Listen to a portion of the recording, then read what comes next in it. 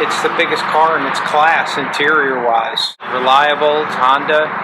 With a couple of young boys over 6 feet, we needed room in the back seat. I mean, I love my car. Goes everywhere, does everything I need it to do. 76,000 miles on it?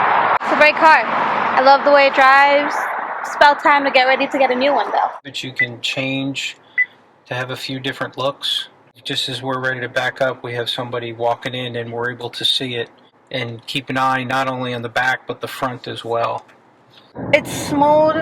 It's heavy. You know that the wind is just not picking it up and throwing it every different way, where like the smaller cars. With this car, it doesn't move. You hear the wind, but the car stays firm on the road. And she still has her speed. It's soft.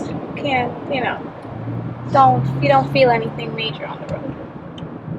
We've been out of the state with this car. We've been throughout the entire state in this car. And this is a 4-cylinder, but it feels, with the power and the timing, it feels much more like a 6-cylinder. And I'm in economy mode, not even in sport mode. By the way, I'm in economy mode, and you can tell immediately with the pickup on this car. I have not having to put it in any kind of sport mode for increased performance. It's there. This turbo has got this 4-cylinder just where it wants it, and it will perform for you.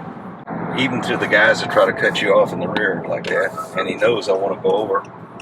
Okay, we're going to break a law right here. Go across the double line because he came up on me. But the car got me out of the trouble.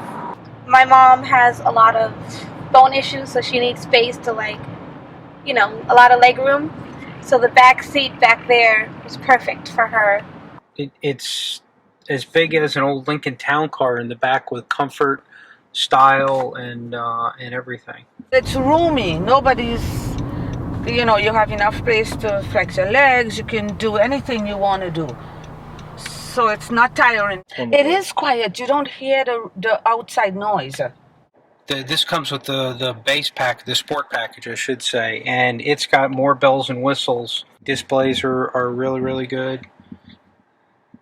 All of the other cars in the class, the Camry and the trying to think of the other cars we looked at, the Mazda that was in this class, their screen and their controls are much smaller and much more difficult to get to. This was the biggest, most easy to use screen. And this allows me the music or podcasts. We do a lot of podcasting, or also as well, if we're lost, it gives us quite a few directions to be able to walk through. Setting the cruise control is just as simple as setting that. Boom, cruise control is on, and I take my feet off and I'm done. I've got my lane assist on. It'll keep me between this line. It's 68 miles an hour and 70, and I don't have to do anything else except steer, keep my hand on.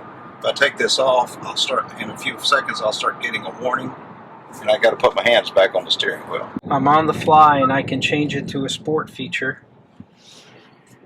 And if I need to have a little bit of extra power, it can kick in pretty quickly. I don't think most people, when they get in, expect the luxury comfort in the Accord level. They expect it to be higher in the Acura and Lexus and other cars. The other thing the Accord had that the Camry didn't have is the slope and the slant of the windows gives you a little bit better 360 view and a less obstructive view, we thought, than the Camry did. We went to New York with it, and that's what I like, because I could use the cruise control and just go, and there's no problem with it. There has never been a problem since I had the car. I ended up falling in love with it. We ended up just seeing it, liking it, buying it. I actually looked at the Acura, I looked at the Audi.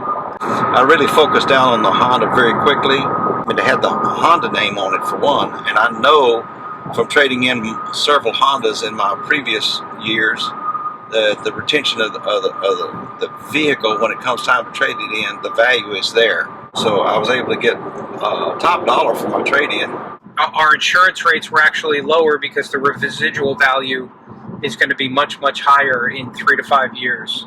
So our insurance was a couple $100 a year less than the Camry, simply because of the residual value. I'm very pleased with the car. Unbelievably pleased with the car.